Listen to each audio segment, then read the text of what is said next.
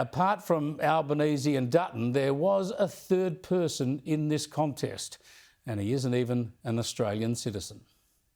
This is Trumpian-style, fact-resistant policy making. This is Doji Dutton taking his cues, his instructions and his policies straight from the US. We don't have to adopt all of America's policies. To stop him bringing those Trump-style politics here to Australia. Echoes of Trumpian politics here in Australia. And we never, ever, ever want an American-style health system in this country. Peter Dutton wants to Americanise our local schools and local hospitals. The government is trying, including the Prime Minister this morning, to frame Peter Dutton as Trump-like. Is that an ode to Donald Trump? It is not an ode to Donald Trump. Labor is accusing the coalition of copying its policies and slogans straight from Donald Trump's playbook. Peter Dutton's campaign to be Prime Minister is just a cut and paste from the United States. Yeah, it's so clear, isn't it, that Dutton was deliberately smeared with the Trump factor, fairly or unfairly. But the coalition's not blameless. Some coalition politicians and their supporters in the media have been cheerleaders for Trump, and for a while his triumph looked positive, a resurgence of conservatism and a fight back against wokeness and all the rest of it. But this has always been overdone here. Australia is just so different from the US, where we're not as brash, we're not as right-wing, we're not as tribal in our politics.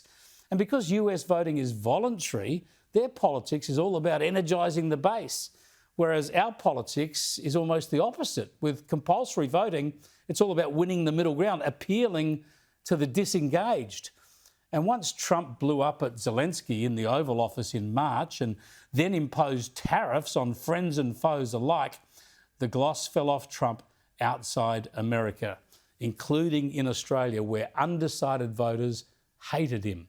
And just like it did in Canada, the Trump factor proved to be poison for Conservatives here.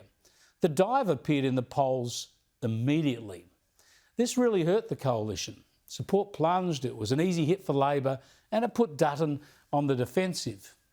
Yet, in the irony of all ironies today, Albanese had a call with Trump, and the US president told us he didn't even know who Dutton was, while he only had praise for Albanese. Albanese I'm very friendly with. I don't know anything about the election. He's been very, very nice to me, very respectful to me. I have no idea who the other person is that ran against him. And, you know, we've had a very good relationship. Yeah, Trump has had a huge impact on this election, and he's all Albanese's problem now. Although, given Trump loves a winner, Albo might do okay with him too. As for the Liberal Party, sure, they're light on for personnel, their state branches are disorganised, and they face a long period in the wilderness under a new leader yet to be chosen who'll struggle for recognition and attention. But as for their direction, what they need to get back to, it's all there. It's all still there in their famous "We Believe" statement.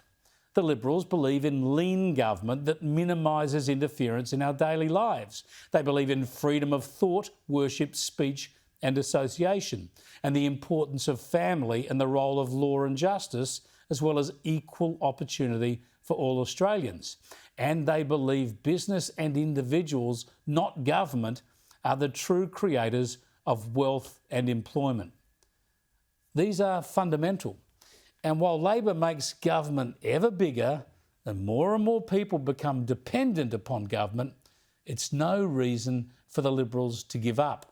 It's all the more reason to argue the alternative before the Ponzi scheme of ever-increasing government, higher taxing and spending and debt and deficits, before that Ponzi scheme crashes.